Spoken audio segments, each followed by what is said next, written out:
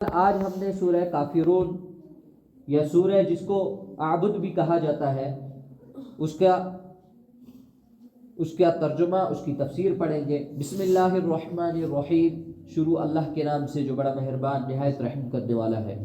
قل یا ایھا الکافرون، آپ کہہ دیجئے کہ اے کافرو، لا اعبد ما تعبدون، نہ میں عبادت کرتا ہوں اس کی جس کی تم عبادت کرتے ہو، ولا انتم عابدون ما اعبد، اور نہ تم عبادت کرتے ہو اس کی جس کی میں عبادت کرتا ہوں، ولا انا عابد ما عبدتم، اور نہ میں عبادت کرنے والا یا عبادت کروں گا اس کی جس کی تم عبادت کرو گے، ولا انتم عابدون ما اعبد، اور نہ تم اس کی عبادت کرنے والے ہو جس کی میں عبادت کروں گا۔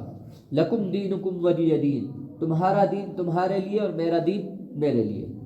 اس کا پس منظر یہ ہے کہ جب کفار مکہ نے دیکھا کہ بہت سی مشقتیں دینے کے باوجود نبی اکرم صلی اللہ علیہ وسلم اس دین کی دعوت سے باز نہیں آ رہے، تو آپ کے پاس چند قریش مکہ کے ٹھیکیدار جیسے بڑے بڑے سردار لوگ آئے اور نبی اکرم صلی اللہ علیہ وسلم کو فرمانے لگے کہ جو ہے لالچ دینے لگے کہ نبی اکرم صلی اللہ علیہ وسلم کو کہا کہ آپ ایک کام کریں کہ آپ جس عورت سے کہیں گے ہم آپ کا اس سے نکاح کر دیں گے، جتنا مال کہیں گے ہم آپ کو مال دیں گے، جو کہیں گے ہم آپ کو کریں گے، تو آپ ایک کام کریں کہ آپ اس دین کی دعوت کو چھوڑ دیں۔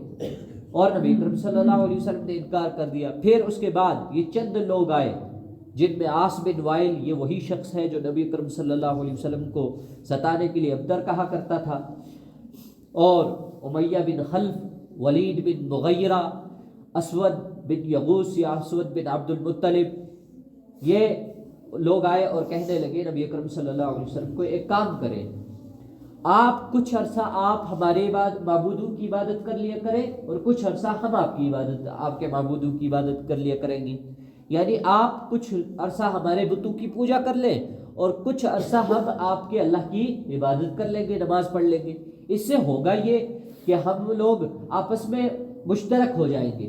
اگر پتہ چلا کل قیامت کے دن کہ ہمارے معبود اصلی تھے تو آپ بچ جائیں گے کیونکہ آپ کا حصہ ہوگا، اگر معلوم چلا آپ کا معبود اللہ حقیقی تھا تو ہم بچ جائیں گے کیونکہ ہم نے اس کی عبادت کی ہوگی۔ تو پھر نبی اکرم صلی اللہ علیہ وسلم نے انکار کر دیا۔ پھر آئے کہنے لگے ایک کام کریں، چلے نہ صحیح کہ پوری عمر نہ نہیں صحیح، آپ ایک کام کریں، ایک سال آپ ہمارے معبودوں کی عبادت کریں اور ایک سال ہم آپ کے معبودوں کی عبادت کریں گے۔ تو نبی اکرم صلی اللہ علیہ وسلم کو اللہ تعالیٰ نے فرمایا، جیسا کہ کتابوں میں آتا ہے کہ نبی اکرم صلی اللہ علیہ وسلم نے ان کو جواب دیا کہ فرمایا کہ مجھے اللہ تعالیٰ کی طرف سے جو حکم ہوگا میں ویسا ہی کروں گا۔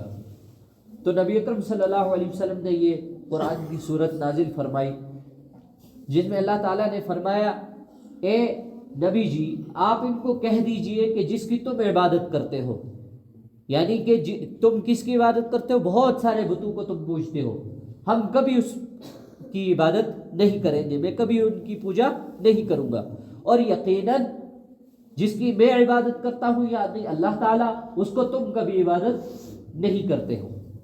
اور پھر اس کے تکرار میں فرمایا کہ یہ تو ماضی کا حال ہے کہ تم نہ میرے معبود کی عبادت کرتے ہو نہ میں تمہارے معبودوں کو پوجتا ہوں، اب مستقبل میں بھی یہی ہوگا کہ کبھی بھی تم میرے معبود کی جس کی میں عبادت کرتا ہوں تم عبادت نہیں کرو گے، اور نہ میں تمہارے معبودوں کی پوجا کروں گا جن کی تم پوجا کرتے ہو۔ تو جب یہ آخری بات ہے تو اب جو تمہارا دین ہے وہ تمہارے لیے ہے اور میرا دین میرے لیے ہے۔ علماء حضرات فرماتے ہیں کہ اس میں دو چیزیں ہیں، ایک اگر یہ لفظ لکم دینکم ولی دین کو لیا جائے تو اللہ تعالیٰ خود یہ فرما رہے ہیں کہ تمہارے دین پر رہو اور میں میرے دین پر رہوں گا، جیسے کہ عیسائی بھی نبی اکرم صلی اللہ علیہ وسلم کی اس آیت کو دلیل کے طور پر مانتے ہیں کہ جب اللہ تعالیٰ نے خود کہا ہے قرآن مقدس میں کہ بھائی تم اپنے کام کرو ہم اپنا کام کریں گے، یعنی کہ تمہارا معبود تمہارے ساتھ فیصلہ کرے گا، ہمارا معبود ہمارے ساتھ فیصلہ کرے گا، یعنی کوئی نہ کوئی معبود ہے ہمارا بھی، عیسائی کہتے ہیں۔ تو اللہ تعالیٰ نے اس صورت میں یہ کہا کہ نبی اکرم صلی اللہ علیہ وسلم کو جب آخری درجے میں لالچیں بھی دینے شروع کر دی، یعنی کہ دعوت تو دی، تکلیفیں تو دی، سب کچھ مشقتیں برداشت کی، اب جب ان کا بس نہیں چلا تو یہ آخر کار کیا کہہ رہے ہیں کہ آپ ایک کام کریں کہ اس طرح ہم کمپرومائز کر لیں۔ تو اللہ تعالیٰ نے ان چند لوگوں کو، یہ پورے ان مکہ کے وہ لوگوں کے لیے نہیں تھا، بلکہ یہ چند لوگ جو فتنہ پرور تھے، جو کبھی ہدایت ان کو نہ ملی اور نہ اس زمانے میں مل سکتی تھی، نہ انہوں نے کبھی ایسی کوشش کی، تو اللہ تعالیٰ نے ان کے لیے خاص طور پر یہ جملہ کہہ دیا کہ یہ جو چند ایک لوگ تم ہو، تم کرتے رہو جو کرتے ہو، ہم وہی کریں گے جو ہمیں اللہ تعالیٰ نے حکم دیا ہے۔ تو اس کی یہ تو ہو گئی شان نزول، پس منظر۔ اب اللہ تعالیٰ نے یہاں دو چیزیں ہمیں ذکر کی ہے۔ ایک تو جیسا کہ بہت سارے لوگوں کا اشکال ہوتا ہے، اعتراض ہوتا ہے کہ کافر کو بھی کافر نہیں کہنا چاہیے، تو کافر کو پھر کیا کافر کیا کہا جائے؟ کافر اصل میں کہتے ہیں انکار کرنے والے کو۔ کافر کس کو کہتے ہیں؟ انکار کرنے والے کو۔ کافر اصل میں کوئی لفظ نہیں ہے، کافر ہر اس شخص کو کہیں گے جو کسی چیز سے انکار کرے گا، ٹھیک ہے؟ اصل میں لفظ ہے مشرک، اصل میں لفظ ہے مشرک۔ اگر کسی غیر مسلم کو پکارنا ہو، اس کو جو ہے اس کے طور پر کہنا ہو کہ یہ کون ہے، تو اس کو کہا جائے گا یہ مشرک ہے۔ یہ کیا ہے؟ مشرک ہے۔ جیسا کہ عیسائی ہے تو عیسائی، ہندو ہے تو ہندو۔ کافر اصل میں جنرل لفظ نہیں ہے، کافر اصل میں لفظ ہے انکار کرنے والے کا نام، یعنی کوئی بھی۔ جیسے کہ اگر ہمیں کوئی ہندو واپس کہے کہ تم بھی کافر ہو، تو یقیناً ہم بھی کافر ہیں، ہم اس کے معبود کے کافر ہیں، ہم اس کے معبود کا انکار کرتے ہیں۔ تو لفظ کافر ایسے ہوگا۔ البتہ یہاں جو لفظ استعمال کیا گیا ہے وہ لفظ کافر سے مراد مشرک کافر ہے۔ وہ کون ہے؟ مشرک کافر ہے۔ حالانکہ اس کے معنی کے اعتبار سے کافر الگ ہے، اور اس کے جو ہے اصطلاح کے اعتبار سے کافر الگ ہے۔ معنی کے اعتبار سے جو یہاں لیا گیا ہے وہ کافر مشرک لوگ تھے جو بہت سارے بتوں کی پوجا کرتے تھے۔ معنی میں وہ کافر نہیں ہے جو نبی اکرم صلی اللہ علیہ وسلم کا انکار کرتے تھے۔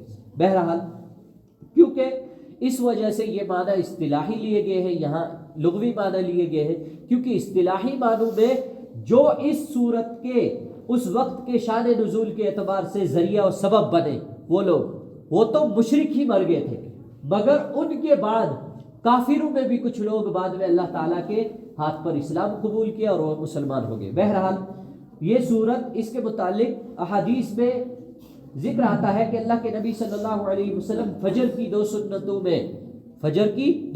میں یہی دو صورتیں پڑھتے تھے، ایک سورہ کافرون اور سورہ قل هو اللہ احد، اور آپ مغرب کی نماز کی بعد کی سنتوں میں بھی یہی دو صورتیں پڑھتے تھے، قل یا ایھا الکافرون اور قل هو اللہ احد۔ قل یا ایھا الکافرون کے متعلق حدیث میں آتا ہے کہ یہ سورہ کافرون جو ہے یہ قرآن کے ایک چوتھائی حصے کے برابر ہے، یعنی 1/4۔ قرآن کے اگر 4 حصے ہیں تو ایک حصہ سورہ کافرون کو پڑھنے سے آپ کو ثواب ملے گا، یعنی کہ اگر سورہ کافرون کو ایک بار پڑھیں گے تو قرآن کریم کے 4 حصوں میں سے ایک حصہ، یعنی ایک حصہ قرآن پڑھنے کا ثواب ملے گا، اور 4 بار پڑھے گا جو شخص اس کو ایک مرتبہ قرآن پڑھنے کا ثواب ملے گا۔ قل هو اللہ احد 1/3 قرآن کے برابر ہے، قرآن کے 10 پاروں کے برابر اس کو ایک بار پڑھنے کے متعلق جو ہے برابر ثواب ملے گا۔ 3 بار پڑھیں گے تو ایک قرآن پڑھنے کا ثواب ملے گا۔ اور اللہ کے نبی صلی اللہ علیہ وسلم کو ایک صحابی جبیر بن مطعم نامی صحابی ہے، ان کو فرمایا اے جبیر، کیا تم چاہتے ہو کہ جب تم سفر میں جاؤ تو تم سب سے زیادہ خوش رہو، سب سے زیادہ کامیاب رہو، سب سے زیادہ صحت مند رہو، سب سے زیادہ جو ہے نفع اٹھاؤ؟ فرمانے لگے یا رسول اللہ ضرور فرمائے۔ تو آپ صلی اللہ علیہ وسلم نے فرمایا جب تم سفر کا ارادہ کرو، سفر کے لیے نکلو تو سورہ کافرون پڑھ لیا کرو۔ اور ایک حدیث میں آیا ہے کہ سورہ کافرون ہر اس شخص کو پڑھنی چاہیے کہ جو سونے کا ارادہ کرے۔ جب سونے سے پہلے جو شخص سورہ کافرون کو پڑھ کر دم کر کے اپنے اوپر پھونک دے گا، اس شخص کو جو ہے اللہ تعالیٰ کفر و شرک سے بچا کر رکھیں گے، محفوظ رکھیں گے۔ بہرحال ایک مرتبہ اس کا ترجمہ سن لیں۔ آپ کہہ دیجئے کہ اے کافرو، نہ میں عبادت کرتا ہوں اس کی جس کی تم عبادت کرتے ہو، اور نہ تم عبادت کرنے والے ہو اس کی جس کی میں عبادت کرتا ہوں، اور نہ میں عبادت کروں گا جس کی تم عبادت کرنے والے ہو، اور نہ تم اس کی عبادت کرنے والے ہو جس کی میں عبادت کر رہا ہوں۔ لکم دینکم ولی دین، تمہارے لیے تمہارا دین ہے اور میرے لیے میرا دین ہے۔ اللہ تعالیٰ کہنے سننے سے زیادہ عمل کی توفیق عطا فرمائے۔ وآخر دعوانا